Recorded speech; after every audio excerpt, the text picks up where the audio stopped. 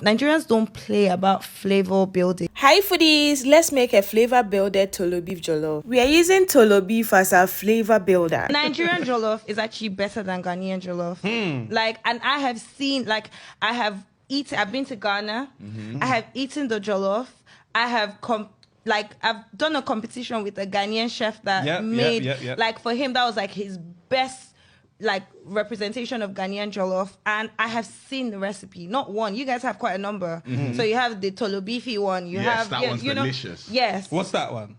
So it's like it's pretty much jollof, but it's just made with basic. Like okay. it's like Don't beef in it. downplay But let me tell you, I need to pick my Let lad. me I need tell to be you what careful it is. because I won't get jollof rice. I don't know because I wasn't there and I don't have a lot of information. I cannot say why like this is. But with Nigerian jollof, Nigerians don't play about flavor building. She come and remove her mask. Hello, Hilda.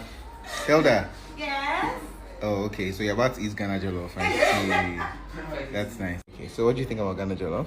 It's nice. It's nice. I mean, I like the one I just had. Really? Yeah. Okay. Yeah. So another interview?